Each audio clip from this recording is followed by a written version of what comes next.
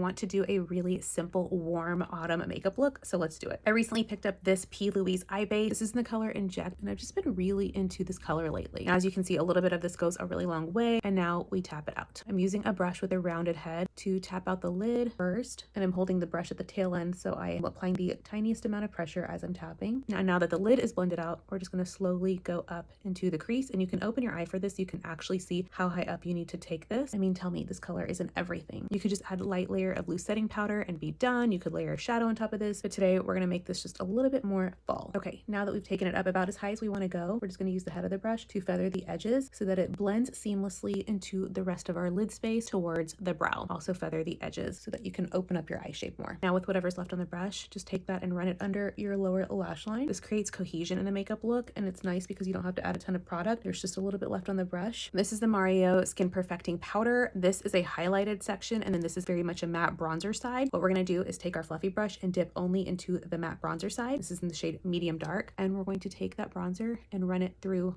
the crease, first starting right where the eye bends, wedging that brush in there, and then pushing it towards this inner corner, towards the bridge of the nose, and then feathering out the edge just like that. It's a really subtle difference, but you can see now we're starting to build the eye look. This is just with the eye paint. This is with a touch of bronzer. And I like this technique because this is something you already own. It's not necessarily an eyeshadow palette. It's a bronzer you're going to use on your face, but now you're popping it on your eyes and getting more use out of this one product. And then you guessed it, the tip of the brush with a little bit of bronzer through the lower lash line. And what you're going to do is connect it to this outer edge and feather up towards the temple so that your eye shape is lifted. And while yes, this is a highlighted side, I've been really into much more of a brighter highlight used in strategic ways. So today we're going to be using the Rare Beauty Flaunt highlighter, and with the pencil brush, take that and tap it on the inner corner and then flick up. You don't want to flick down because if a lot of shimmer gets down through here, it can accentuate any texture and actually pull the eye down. So you want to always flick your highlighter up. Just look at that little difference. This totally opens up and wakes up the eye. And now you can stop here, or you can grab whatever blush you're going to use and lightly set it on the center of the eye. Use NYX Citrine Rose and tap that, layering all through here, and it's going to grab directly onto those paints. This is with the blush as the eyeshadow, and this is with none. I really do love the way this looks, by the way. I wore this